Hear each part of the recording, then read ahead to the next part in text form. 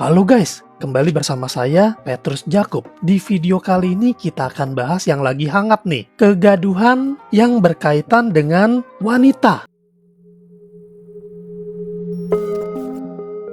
Dimulai dari postingan oleh salah satu brand yang teman-teman bisa lihat sendiri seperti apa brandnya. Nah, ini postingannya seperti ini. Saya nggak tahu udah di take out atau belum. Yang pasti mereka memohon maaf atas kegaduhan yang terjadi di media sosial beberapa hari belakangan ini dan berkaitan dengan perempuan Indonesia. Pastinya kita semua jadi kepo ya. Jiwa detektif kita menjadi bergelora dan mencoba mencari tahu ada apa nih sebenarnya. Jadi kita bahas yuk seperti apa. Berdasarkan postingan di x.com dari Silia Silio, dia mengatakan begini nih, brand besar yang targetnya wanita dengan tujuan mengedepankan wanita tapi tidak memanusiakan karyawannya yang kebanyakan merupakan wanita. Nah, ini ngomongin wanitanya banyak banget nih. Dan dia nggak sembarangan, dia ngeteknya beberapa lembaga yang cukup besar nih. Bahkan dia juga ngetek Komnas Perempuan, Disnaker juga, dan HRD Bacot juga. Berikut threadnya nih. Di 20 November dia bercerita bahwa dia sedang hamil 7 bulan dan rencananya bakal cuti di akhir tahun. Dan pemilik brand tersebut udah tahu karena sudah konfirmasi ke HRD mengenai hal tersebut. Namun, dengan sengaja mengeluarkan perintah untuk menurunkan posisinya dari karyawan tetap menjadi freelance agar si karyawan ini tidak memenuhi haknya untuk cuti melahirkan. Kemudian akan mengancam memberhentikan dia begitu saja dengan alasan supaya dia tahu posisi dia di mana. Dan sekedar informasi, dia bilang di bulan ini sudah ada 8 orang yang dipaksa resign karena ego si pemilik brand. Bahkan ada yang di PHK tanpa kejelasan mengenai pesangon. Dan juga si atasannya melakukan ini di grup dan ruang publik, nggak pernah secara personal.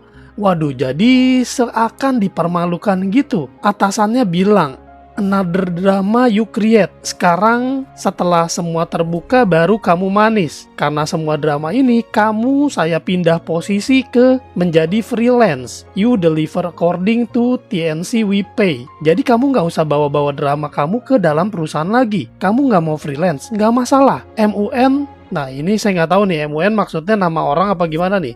Moon sama Andre willing to do the job.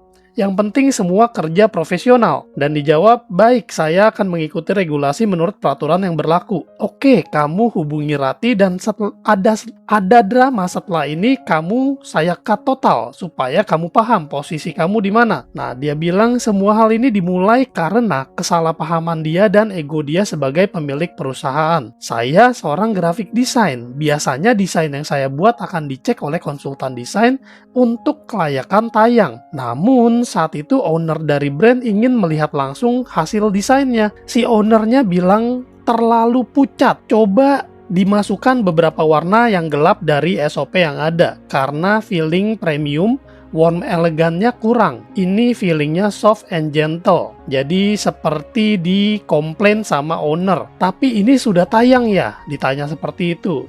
Dijawab iya, soalnya biasanya saya alurnya ACC ke orang lain nih sih, mungkin yang bagian supervisornya dia. Jadi baru sekarang saya coba konsultasi. Nah, saya nggak tahu nih Tasi ini siapanya. Mungkin si ownernya dipanggilnya Tasi. Kalau yang sudah tayang nggak apa-apa, nggak salah dari detail SOP. Cuma feel-nya aja yang nggak dapet. Nanti saya infokan. Nah, di sini di sini dia pikir udah selesai karena dari awal dia nggak kasih kesan kalau dia marah atau nggak suka dengan saya. Nggak ada bahasan mengenai revisi sama sekali. Tapi esok harinya tiba-tiba dia meledak dan bilang kalau saya tidak menghargai dia, mengadu domba dia dengan konsultan desain, dan menilai kalau saya tidak menuruti perintah dia sebagai owner brand tersebut.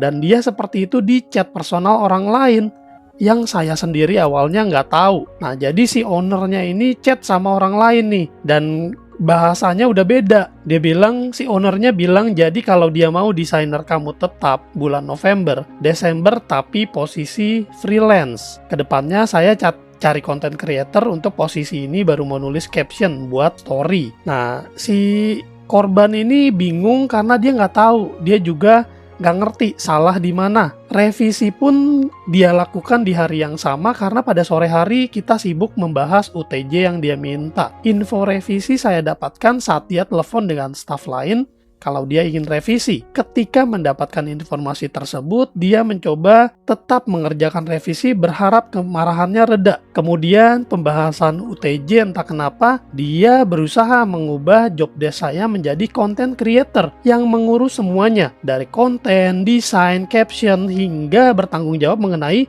background live, outfit, and props. Di sini dia awalnya agak ragu karena role dasarnya ini desain. Lalu dia bilang, saya hanya menanyakan tentang pekerjaan saya sebagai desain grafis, seperti kemasan, corporate design, hingga desain offline di lapangan. Lalu bosnya menganggap bahwa pekerjaan saya terlalu mudah dan sedikit, jadi bisa dioper ke orang lain. Di sini saya berusaha menerima. Beberapa rekan kerja saya hanya menanyakan kenapa saya diperlakukan seperti itu karena beberapa divisi lain masih butuh desain grafis. Nah, hal ini malah membuat mereka dituduh membela saya dan dikatakan saya bermain politik sana-sini untuk mendapatkan pembelaan yang saya sendiri juga nggak tahu. Saya sudah berusaha ngalah sampai minta maaf dan menerima semua keputusan perpindahan job desk. Tapi beliau tetap merasa saya harus salah dan kalah agar lebih tahu posisi kalau dia yang paling tinggi dari semuanya. Info terakhir dikatakan bahwa pembuat thread ini sudah dikenakan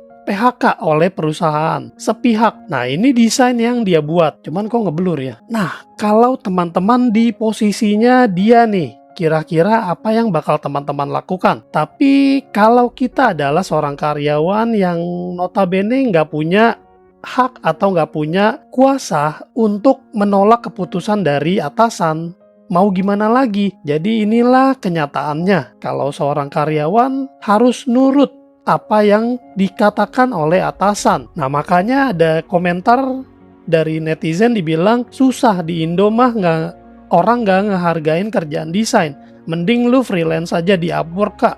Ngalah aja udah, lu freelance di Upwork kalau lancar satu project bisa setara 3 kali UMR. Waduh, lumayan ya.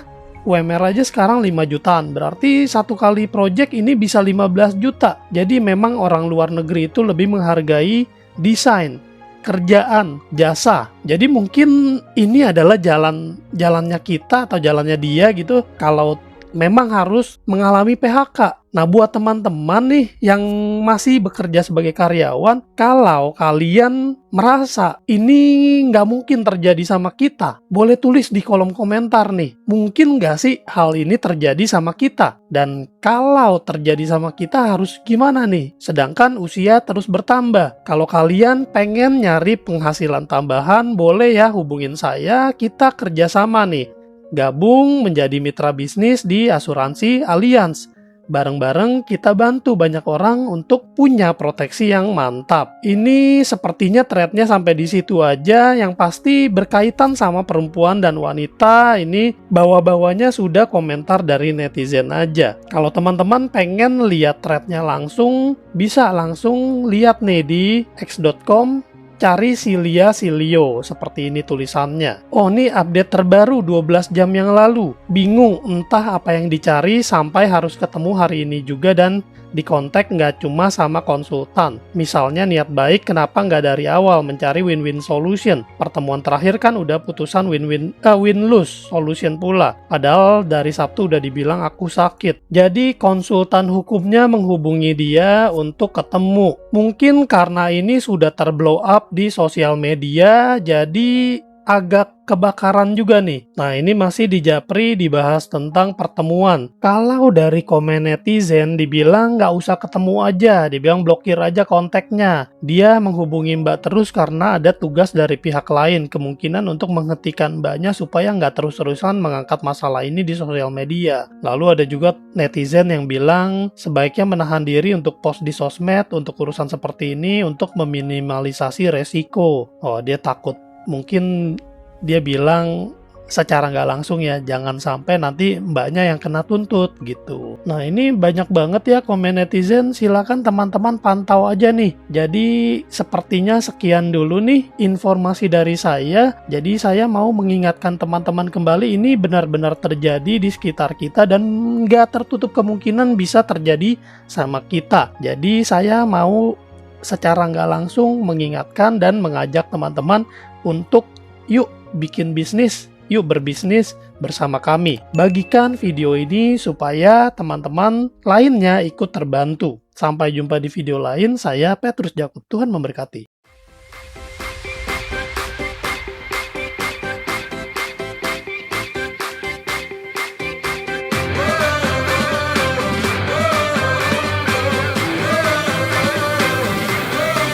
We're the one you can rely on. We are trusted.